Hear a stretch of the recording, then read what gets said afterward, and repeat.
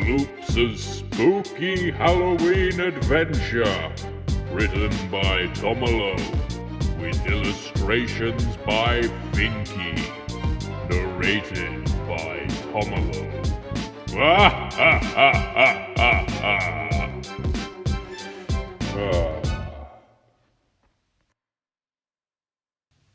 Notice: this story has been put together based on the testimonies of multiple involved parties, most of whom are Frates.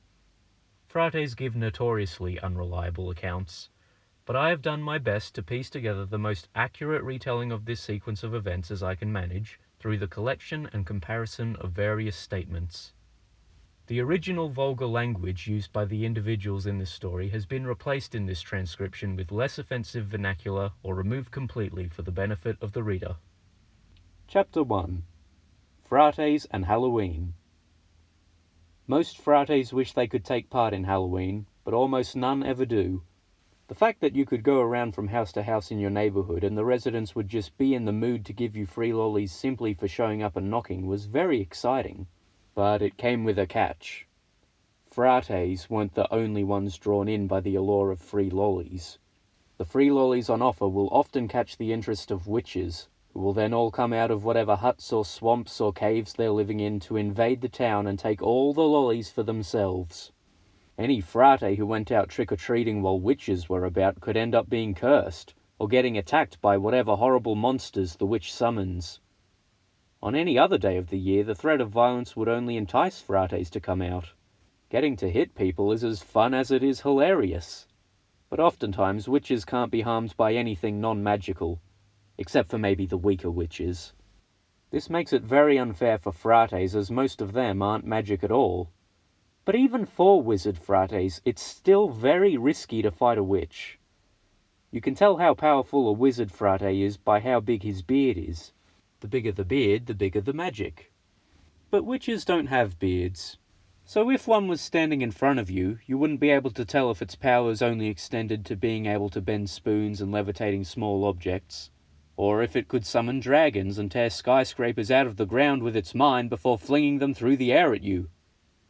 And so the poor, sad frates tend to miss out on free lollies and spend Halloween in hiding. Chapter 2. Trick-or-treating. Floops Goobagronk's pillowcase was still empty. No one had answered after he knocked on the door, leaving him without lollies. He put his pillowcase and his boombox down on the lawn and picked up one of the property's garden gnomes, promptly launching it through a window. He picked up his empty pillowcase and boombox again and wandered off the property, muttering, "Jive busters," as he did so. He was undeterred, though. He walked on to the next house. Walking up the path to the door, Floops saw the scary decorations put up by whoever lived there. Skeletons, spiderwebs, jack-o'-lanterns. He shook his head in pity. Obviously, the inhabitants had put up the decorations in the hope of scaring witches away from the property. But such decorations only serve to deter the more timid witches. All the scary decorations you can put up won't help to deter the bolder witches if they show up. For everyone's sake, he hoped they wouldn't. That's why none of the other frates he knew had come along with him. All his frates had warned him that the arrival of witches was almost certain. Floops had confidently dismissed these claims, pointing out that there hadn't been any witch sightings for a whole year now. And besides, he had a master plan to guarantee his safety. He would do all his trick-or-treating before it got dark. That way, by the time any witches show up, if any show up at all, he'd already be home safe and sound with a pillowcase full of candy. Candy is what lollies are called in the United States. Still, his frates refused to join him with the reasoning that if witches show up only to find all the candy's been taken already, they'll surely be angry and seek revenge. Floops ignored their concerns, saying that being scared isn't gangster. Floops knocked on the door, hoping whoever lived there wouldn't also be a bunch of jive busters. As he was impatiently looking around for gnomes or other objects he could throw through the window, the door was opened by a woman who looked about in her 40s. Floops happily held out his empty pillowcase. "Yo, shorty, give me the candy," said Floops to the woman who was considerably taller than him. The woman was quite taken aback by the frate's appearance. Having never seen one before, she assumed he was a human child. Oh dear, look at you. You're all sunburnt. Come inside, I have some cream I can put on you, said the lady, opening the door wider and stepping back to let Floops in. But Floops didn't walk in. He peered in past the woman and looked at the inside of the house. Do you have any candy? He asked. The woman had a little laugh at his one-track-mindedness, and a small sigh of relief that he didn't seem to be in any pain or discomfort despite his skin looking like cabanossi. Yes, we have candy. I'll give you plenty of candy after we've gotten you all creamed up, Floops said, Frick yeah, G. and cheerfully followed the woman into her house. The woman was slightly taken aback at hearing such language come out of someone of Floops's size, but decided to ignore it. Teaching him appropriate language would be the responsibility of whoever his parents were. They went into the bathroom and Floops sat on the toilet while the lady applied the cream. As she was putting on the cream, she looked over his rather simple attire. It seemed like a very plain costume. Black pants, sneakers, white singlet, gold chain, boombox, and a bandana around the head tied at the front. Some sort of rapper, maybe? She didn't know much about rap music, although the blue painted-on eyebrows seemed out of place. That didn't sound like something she had ever heard of rappers doing, but they did match nicely with his bright blue cornrows. Wow, your outfit's really nice. So what are you? She asked, putting on that happy voice that grown-ups do for little kids. I'm a gangster, said Floops. Oh wow, a gangsta. And aren't any of your friends trick-or-treating with you? Nah, some of the homies from my gang was gonna ride with me, but they all too scared and stuff. One of my homies, Frimpish Tadley, he's a wizard. Oh wow, said the lady and laughed. Grown-ups say wow a lot when they do the happy voice for little kids. a wizard. I didn't know gangsters and wizards got along. Well, he also likes shooting fools and mugging goobers and smoking dope, so we tight. The lady laughed again. She knew it was inappropriate for what she thought was a young child to be talking about killing people and taking hard drugs, but she found the casual and innocent delivery of such a dark subject matter to be amusing. She thought his parents should probably check what music they're allowing their son to play on his boombox if those are the kinds of messages he's listening to. Floops, feeling a lull in the conversation, decided it was a good time for some impromptu show and tell. He lifted his singlet to pull out the handgun tucked away into his waistband and aimed it, holding it sideways, at the lady. He always kept it loaded and never practiced proper trigger discipline. I have a gun. Oh no, said the lady good-naturedly, believing the gun was another prop for his costume. do you promise not to shoot me if I give you candy? Floops held his chin contemplatively. Unlike the lady, he was considering this as a serious and tough negotiation. Alright, I guess that's fair. So do all gangsters paint their eyebrows on? Nah, I just paint eyebrows on 'cause my eyebrows are the same color as my skin. If I don't paint 'em on, goobers won't even see 'em. I paint 'em as angry eyebrows to look intimidating. So sunburnt. How long were you out on the street? Lady, I was raised on the street. At that moment, a phone in another room started ringing, catching both of their attention. The lady stood up and said, Excuse me for a bit. I need to see who that is. As she walked out, Floops called out. I think it's a phone, yo! Floops was all alone now and became bored in a matter of seconds. He climbed onto the sink to search through the medicine cabinet that the cream came from. To his delight, he found multiple bottles of pills, which were all promptly emptied into his mouth. Also in the cabinet was a bottle of mouthwash that Floops happily downed, although that quickly resulted in him sticking his tongue out and saying, Blah! Shorty's liquor is whack! Floops felt it was time to get the lollies he was promised, and so hopped down from the sink and Crip walked out of the bathroom. Floops was not an actual member of any Crip set. He was the founder of his own street gang, the Goobagronk Gangsters. It's impossible to say the number of members in the Goobagronk Gangsters due to the very uncomplicated and accessible process of becoming an official member. Floops had decreed that any frate was allowed to be a member of the Goobagronk Gangsters, as long as he was both funny and gangster. Naturally, all of the couple dozen or so frates underneath him in his tribe had become members, but several frates who had never met Floops or any of his frates had decided to become members too after hearing stories about them or listening to some of the rap songs that had been released by the gang. Walking his way through the house, Floops eventually ended up in the living room. There was a floppy-eared, droopy-looking dog lying on the floor, which raised its head when Floops entered. Floops said, "Sup, dog?" and the dog lowered its head and went back to resting. Through the doorway he could see the kitchen and assumed that would be the best place to check for lollies. He couldn't leave the living room yet, though. He saw a vase sitting on a table. It was calling to him. Floops had to reach the vase. The table the vase was on was fortunately next to the lounge, making it easy to climb to. And climb to it he did. Floops was standing on the armrest now. He looked at the vase. He looked down at the floor.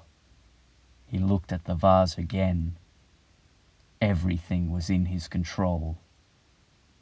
Seizing the opportunity, Floops shouted, "Break yourself!" and shoved the vase off the table. The vase broke into smaller pieces all over the floor. The droopy resting dog got startled and jumped up to sprint out of the room. Floops peered over the edge like someone peering over a cliff face down to the sea.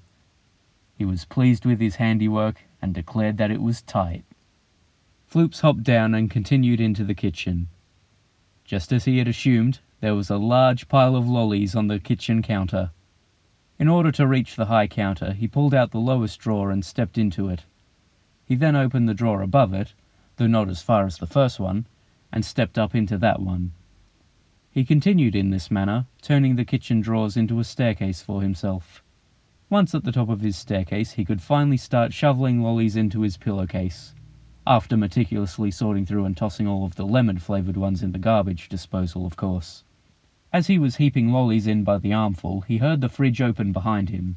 He turned his head, but couldn't see who it was since the fridge door obscured them. He could tell it wasn't the lady who had put cream on him, though. The shoes were different. The cream lady was wearing loafers. This new person exploring the fridge had buckled shoes with a raised heel and a pointed tip that curled upwards. Whoever it was in these new shoes spoke with a woman's voice. She said, "Michael, did you break Mum's vase? She's gonna be so mad." Floops knew she couldn't be addressing him since his name wasn't Michael, but he decided to butt into her conversation anyway to offer some free advice. "Yo, if you're looking for booze, don't bother. The shorty running this joint's only got the cheap stuff." The fridge door slammed shut and the new character jerked her head around to Floops, probably surprised by not hearing the voice she was expecting. Floops could now see this was no ordinary fridge raider. Before him, in the very same room as him, was a creature wearing a black dress and a tall, conical, wide-brimmed black hat and holding a broomstick. A witch was in the kitchen. Chapter 3. Hiding. Floops was so mortified he fell backwards off his drawer staircase and hit the back of his head on the tile floor. Some of the cutlery in the drawer came down with him, making a lot of noise. The witch was startled and asked Floops if he was okay, which Floops missed due to the mild concussion. He got up almost immediately, although a bit slowly and dizzily, blinking and shaking his head as the recollection of where he was and what was happening came back to him. He remembered the witch and looked up at it. It was still just standing there, wide-eyed. "Who are you?" asked the witch. But Floops knew better than to give his name to a witch. He pointed his handgun at her and shouted, "Hey, yo, get back! Get back!" The witch just looked on with a concerned and puzzled expression. Floops could tell that they both knew that his non-magical gun wouldn't do anything to the witch. Floops felt like a little bunny backed into a corner being stared down by a hungry kraken, except it was a gangster bunny and the kraken was magic. He looked around for anything that could be useful. He picked up a handful of spoons that had fallen on the floor and chucked them at the witch's head with a grunt of exertion. As the witch shielded its face and asked, "What the heck?" Floops was already desperately crip-walking out of the kitchen as fast as he could. Wanting to get as much distance between himself and the witch as possible, Floops hurried up the stairs and dashed into an open room. He closed and locked the door and propped a chair against it. The chair was very small and didn't reach the door handle. Really, it was just placed in front of the door. Floops leaned against a wall and slid down until he was sitting on the floor. He closed his eyes and sighed. He had gotten himself into quite a pickle now. He was safe for the moment, but had no idea how he might proceed. He looked around the room he was in. There was a poster of a rocket ship in space, surrounded by lots of planets and stars and a UFO, as well as a poster of dinosaurs. There were a few toy cars and action figures lying about, and hanging by some fishing line from the ceiling fan was a small wooden pterodactyl skeleton. Dang, homie off the dinosaur. Respect, said Floops. In the corner of the room was a race car bed. Floops felt a kinship with whoever's room this was, since he also slept in a car. Not a race car, though. Floops lived in an old beat-up sedan with cracked windows and popped tyres on a riverbank underneath a bridge. His car was bigger than the race car. He also saw that the race car was missing several features that his own car had. There were no seats, or glove box, or steering wheel. Instead, the entire interior was a mattress. The race car didn't have a boot either, making Floops wonder where the owner is supposed to keep their possessions. Floops felt a bit sorry for the owner. By comparing their cars, he could easily tell the owner was living harder than he was. Hang in there, G. He said. If you can smoke a dinosaur, you can make it one day. Floops decided to entertain himself by lying on the floor and playing with the toys lying around. He would stand all of the action figures up and then get one of the cars to run everyone over, while he would do sound effects for the car and the voices of everyone getting hit by the car. Oh crap, he's running over everybody! After everyone was down, he would set them back up and say, Phew, I think that crazy goober's gone. Only to then say, Oh no, he's back, look out! Shortly after, and do the whole routine again. He was having so much fun, he felt inspired to make a new song. He played an instrumental composition on his boombox and recorded these lyrics. Floops Goobagronk is deadly as heck. He'll hit you with a car and then shoot you in your neck. Traveling up the sidewalk, running red lights. Flushing all the fools on Halloween night. I'll have the homies in the back all smoking crack, while they're hanging out the side, busting caps with his mech. Shoot, shoot, shoot. Bang, bang, bang. Whoop, whoop, whoop. Gang, gang, gang.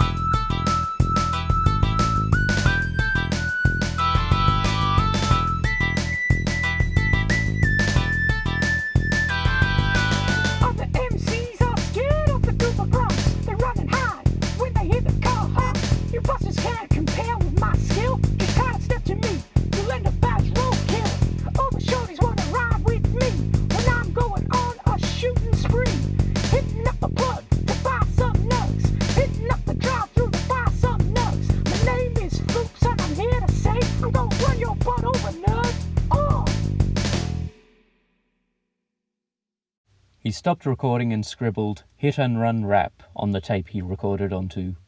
Some of the letters were backwards. As he did so, he heard applause coming from behind him. He spun around and saw that there was now someone else standing in the room with him. A disgusting creature of short stature with a thin yellow body that arched forward at the top and bottom, both of which were pointed. It had 2 arms and legs, as well as a dirty grey face protruding from halfway between the middle and the top of its body. The creature's eyes were heavily blacked and blood trickled from the corner of its mouth. Floops sprang backwards and pressed his back against the wall. I like your song, said the yellow creature in an almost human-like voice. Who you is? Demanded Floops with his handgun out again and aimed at the creature. I'm Michael. The yellow creature, Michael, stood still, looking unconcerned and gormless. Floops's hand was shaking. Though he was gripping the handgun as tight as ever, his hand felt very weak.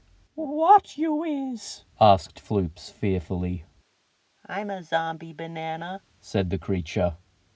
Floops felt his insides doing tumble-salts as his heart sank into his tummy and his tummy rose into his chest. His arm went limp and he couldn't maintain his aim of the handgun. How helpless and regretful he felt, having locked himself in there to escape a witch, only to be trapped with some horrible creature she had summoned.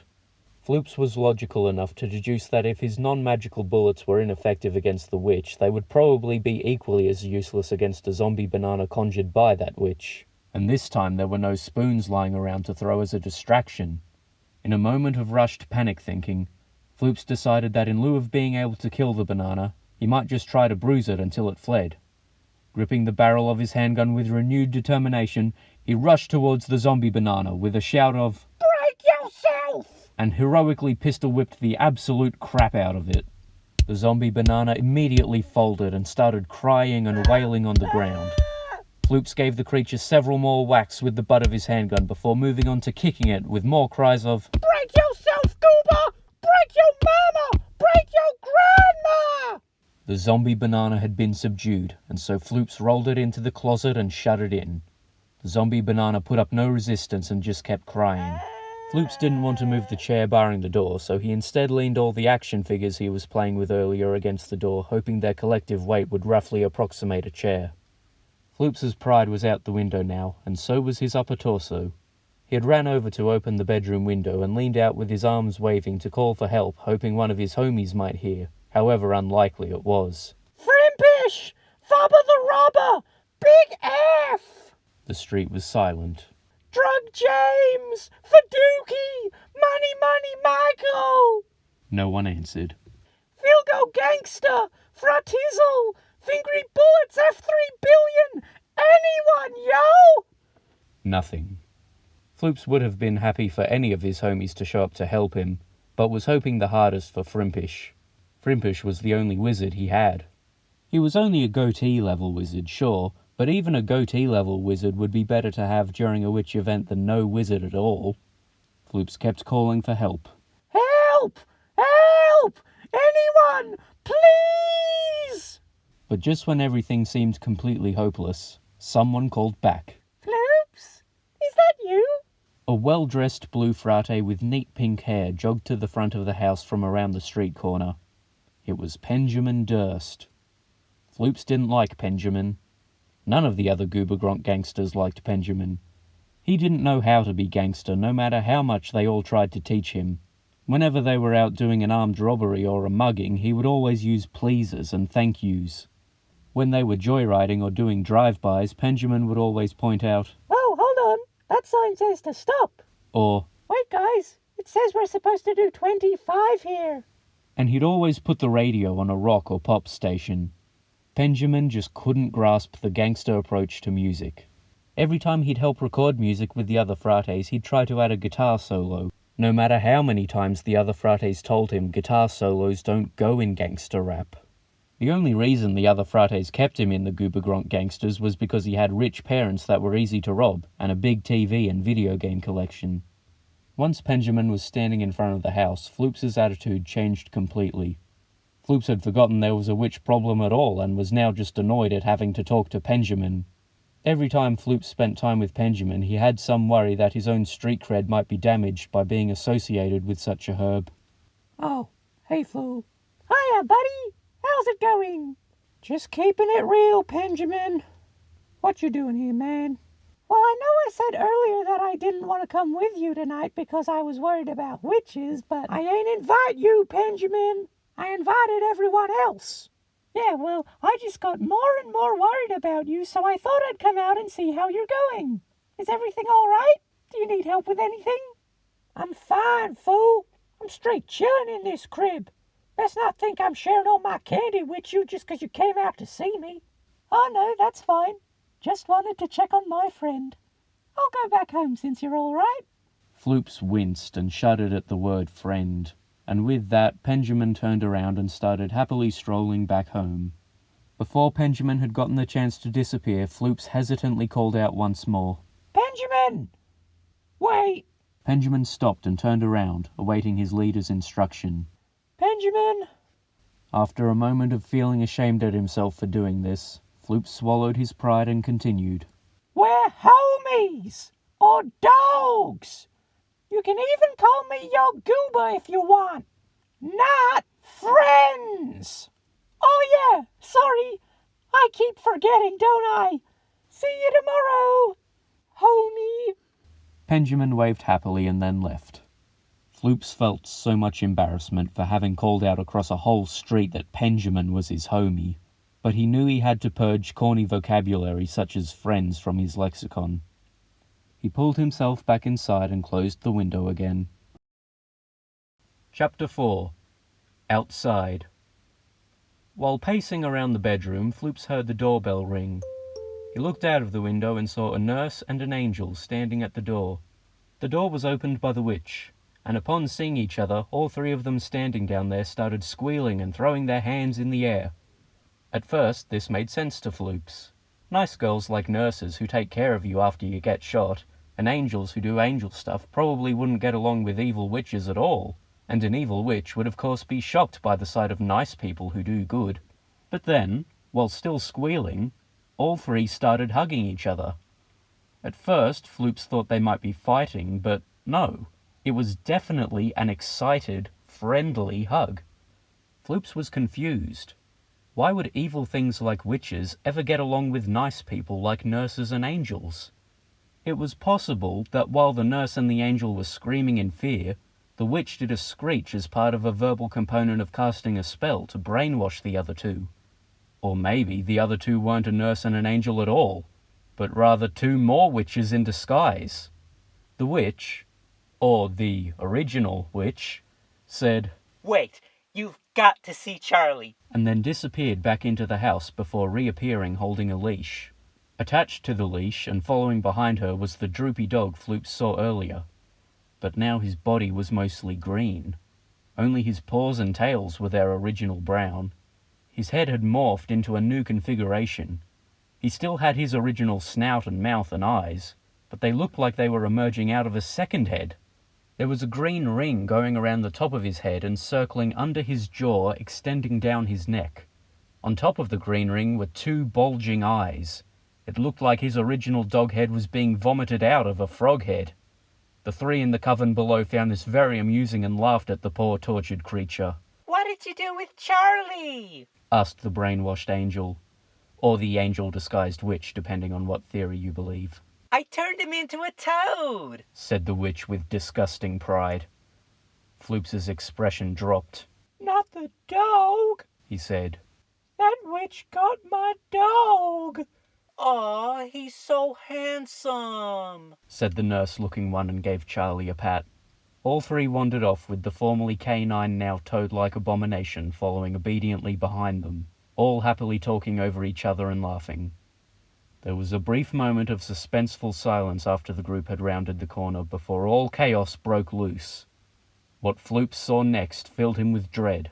Gosh freaking crap, Floops whimpered to himself. Shortly after the witch's entourage fled around the corner, it had summoned a vast and terrible army of horrible creatures to send back to overrun the street. Floops saw vampires, zombies, ghosts, werewolves, and horror movie villains all running up to people's houses and banging on the doors. This was the end. Floops knew it. Even if Frimpish showed up, he wouldn't have the power to save the street. Even if all the homies showed up, they wouldn't be able to best such a force. No one could stand against an army of monsters like this. Well, except maybe for... Remarkable Matt! Gasped Floops. Indeed, walking down the street amongst all the scary monsters was the famous superhero Remarkable Matt. He looked a bit different than how he looked in all of the movies. Remarkable Matt was smaller here, both in height and muscle mass, and his costume looked cheaper. His cape was just a towel, and he had replaced his boots with tennis shoes. He also had acne and a peach fuzz moustache now, and for some reason he had a cowboy accompanying him. Obviously, Remarkable Matt was having a bit of an off day, but that didn't matter to Floops. Remarkable Matt on an off day was still better than no Remarkable Matt at all when a witch attack was happening. Why, Floops would even take Remarkable Matt in a wheelchair at this point. Floops began banging on the window and calling out, Remarkable Matt! Remarkable Matt! Yo, up here, player! Remarkable Matt didn't seem to notice Floops's cries. He He just went on talking with his new cowboy sidekick. In an act of desperation, Floops backed up to the other side of the room and shouted, "Break yourself!" before sprinting forwards and leaping through the window, shattering the glass. Floops landed sprawled out on the lawn with broken glass all around him and underneath him. He had gotten a lot of cuts and bruises from his stupid stunt, but he stood up and brushed all the little shards off him quite easily. Floops started dashing across the street, dodging any monsters drawing near him with evasive rolls, jumps and slides. He also tried to do a cartwheel, but he ended up just falling onto his side and said a swear word. Some of the monsters laughed at him. Floops clambered back up and got over to Remarkable Matt. Remarkable Matt, you gots to help me whoop these fools, yo! Pleaded Floops urgently. You should, give me your candy. Ha! Said Remarkable Matt in a much less charismatic manner than he would usually speak in. His cowboy friend laughed.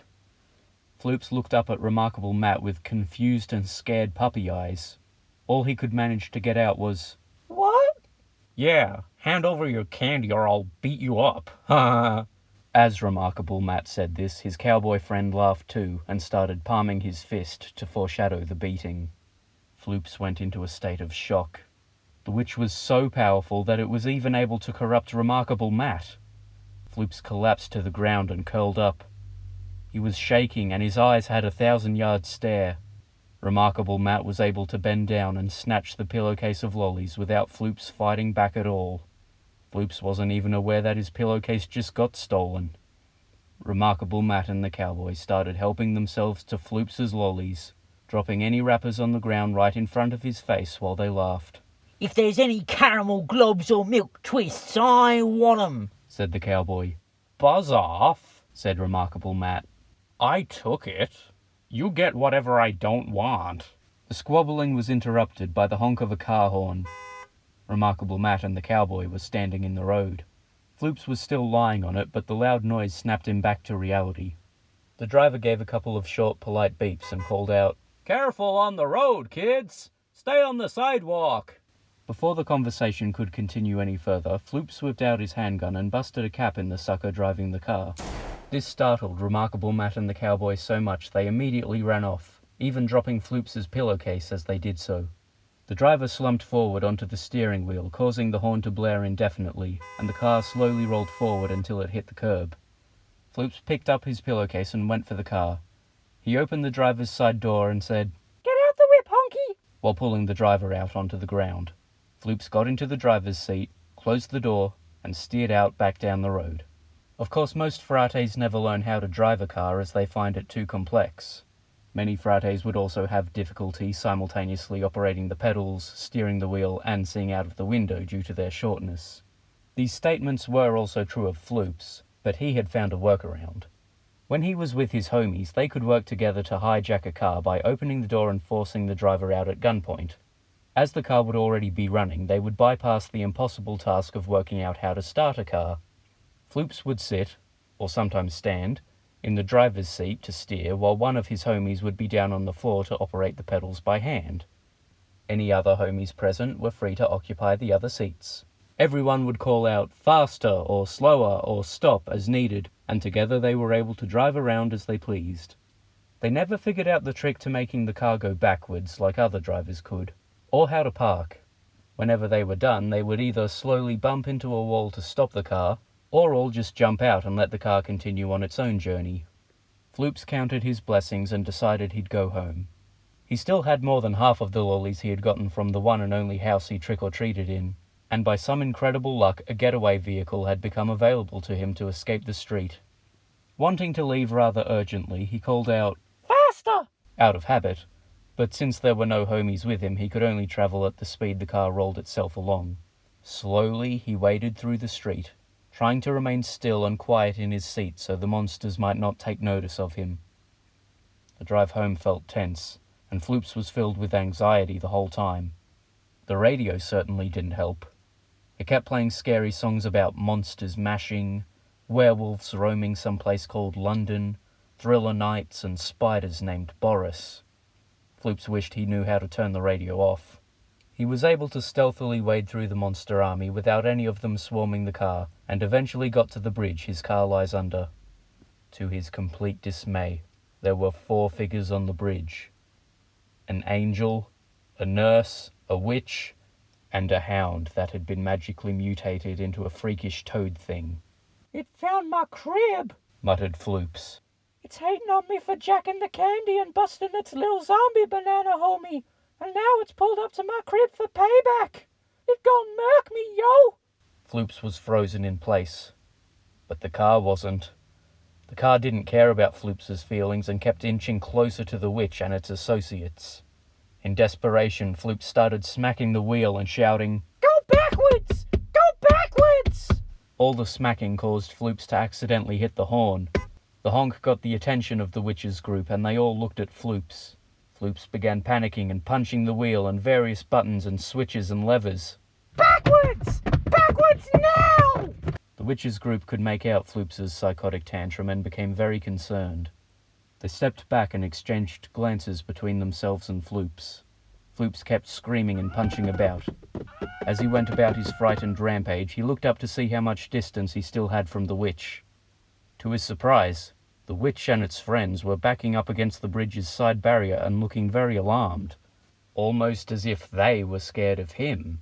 What? What they shook for? Floops asked himself. He examined himself in confusion before realizing. My ride! He exclaimed. Many Frates had wondered for many years whether cars were made by mad scientists and ran on science, or made by wizards and ran on magic. The witch's fear made it clear that cars are in fact magic. Earlier, Floops had been at the mercy of the witch and all of its conjurations roaming about, as he had no means to harm them. But now, armed with a magical car, Floops had the upper hand, and the witch in his sights. If he defeated the witch, then all of its minions should vanish too. Floops gave a long, intimidating honk of the horn and leaned out the window. Witches! Get stitches! Floops shouted. Floops leaned back in and squared up the wheel so the car was aiming towards the witch. He crawled down onto the floor and pressed both hands firmly onto the pedal that makes the car go faster. Floops couldn't see what was happening out the window, but he heard the engine roaring and the group screaming and could feel the car speeding forward. With one final triumphant cry of, Right yourself! The car smashed through the bridge's side barrier and went careening down. Chapter 5. The Aftermath. The next day, many of the homies, a little over 20 or so, were crowded around the wreckage. Having not heard from Floops in the morning, they all went to his home to see how he went, only to find him half sticking out from underneath a smashed-up car next to the car he usually slept in. Dang, what happened to our boy Floops? Asked Fobber. Man, I'll tell you what happened.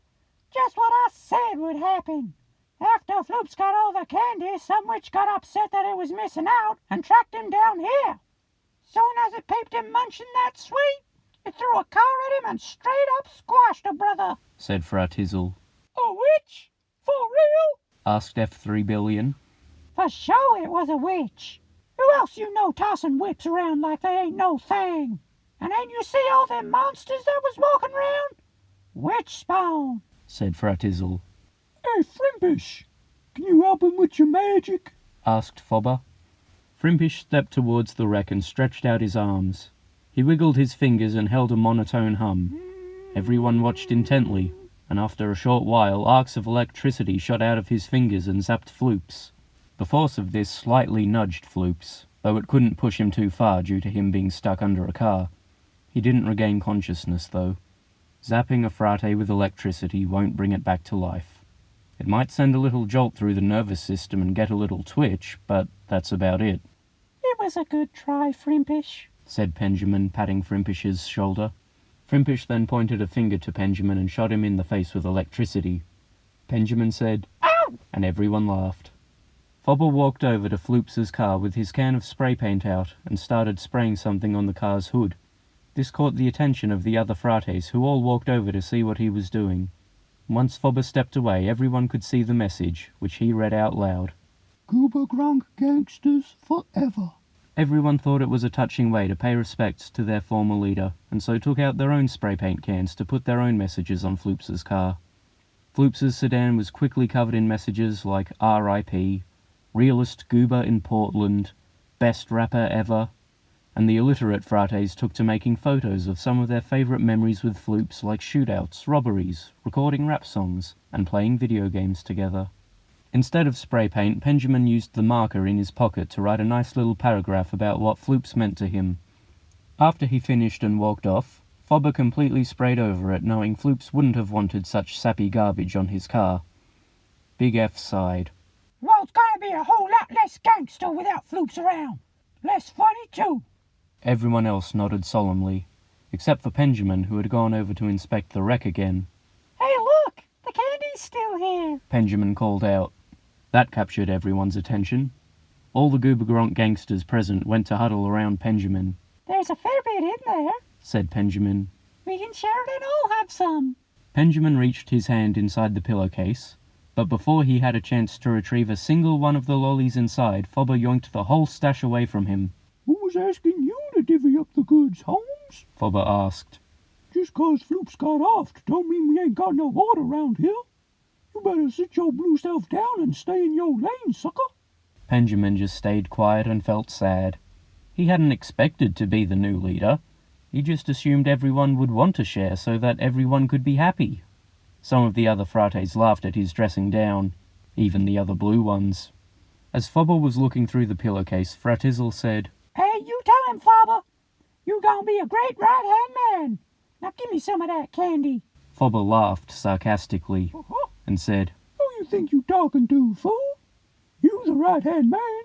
I'm the leader. This is my candy, you feel me? Wait, hold up! interjected Fratizzle. What got you thinking you the boss? Man, everyone knows I was Floops' favorite. I was always next in line, said Fobber. What makes you think you get the crown? You may have been Floops' favorite, said Fratizzle, reaching inside his shirt. But I got a gun! Fratizzle pulled out a carbine rifle and aimed it at Fobber. And my gun says I'm in charge, stated Fratizzle. Fobber's expression didn't change. Having a gun pointed at him seemed to be at the same level of a threat or deterrent as a pesky fly buzzing around your head.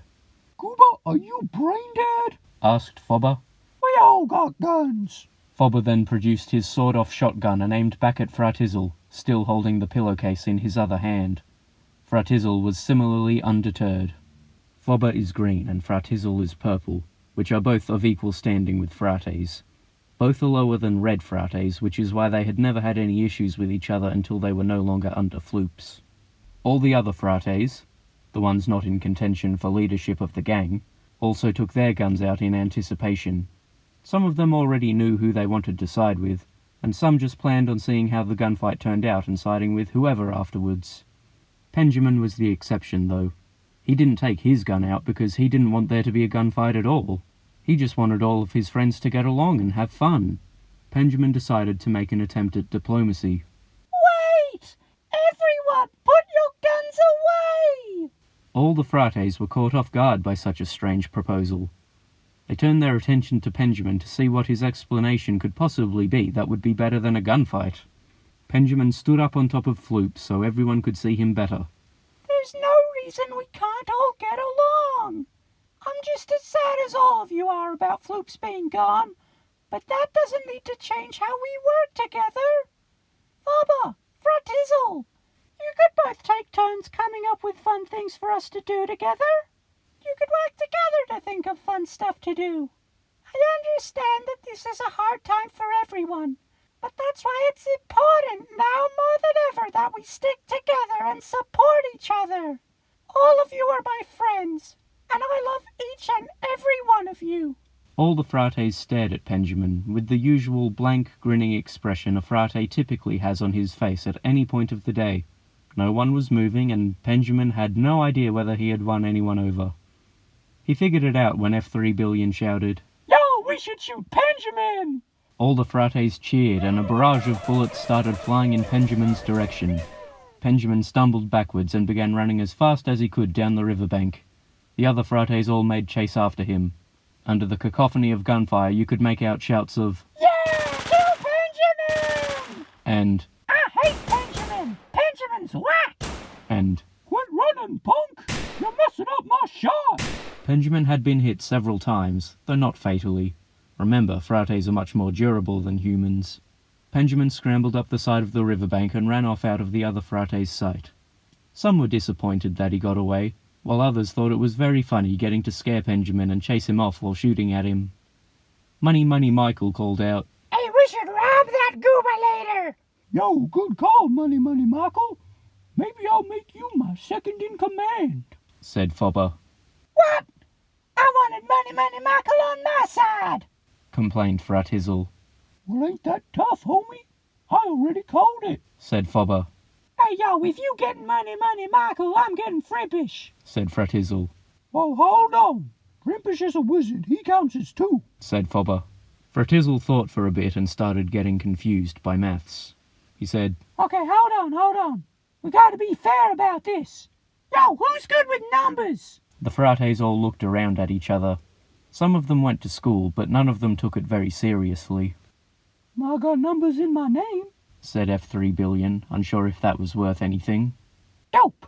You help us keep it straight while we sort out our gangs, said Fratizzle. Fobber and Fratizzle got to picking out their gang members similar to teams picking players in PE. F3 Billion would keep track of the numbers and would tell each gang leader when it was their turn to pick another member. This was very mentally taxing for him, and he broke out into a sweat. A couple of times he had to wave it all off and say, Wait, I got lost. Everyone go back and we'll start over. But they all got there in the end. Eventually there were 2 evenly sized gangs. Alright, we good? Fobber asked the 2 gangs. Ultimate Ferbs raised his hand and called out, Can I be on Fratizzle's side? I still want to be homies with Dangerous Fud. Yeah, okay, said Fobber. Ultimate Ferbs did a quick happy little jog over to Fratizzle's gang and stood next to his friend Dangerous Fud. They high-fived each other. Okay, is everyone happy? We ready to shoot each other? Asked Fobber. All the Frates nodded and readied their guns and gave words of affirmation. Tight. I'ma count down from 3. 3, 2... Hey! Someone called out from the bridge. The Frates all looked up and saw Benjamin leaning over the barricade. You ruined my shirt! Called Benjamin. It's got holes now! Yeah? Well, I'll ruin your dinner too, sucker! Answered Fratizzle before firing a few shots at the barricade. Benjamin ducked behind the barricade and hurried away again while all the Frates laughed. Yo, even I'll go to admit that was a good one, said Fobber approvingly. Jokes don't need to make much sense for Frates to like them. You can usually get away with just saying something nonsensical with the inflection of a joke as long as Frates recognise each word individually. It works especially well if it's vulgar, lowbrow, or at someone else's expense. Okay, no more distractions, said Fobber. 3, 2, 1. Everyone started firing like mad, bullets going everywhere, Frates falling on both sides. Both gangs stood their ground for only a few seconds before falling back. They all kept firing back at each other while retreating with their remaining homies until the surviving members of both gangs had made it away from the shootout. Fobber still had the pillowcase with the lollies and ate all of them himself later that night. From that day on, both gangs, the Goobizzles and the Frates of Favour, were sworn enemies. Other Goobagronk gangster sets continued on carrying the Goobagronk gangster's name, but the original set, Floops' Inner Circle, was no more.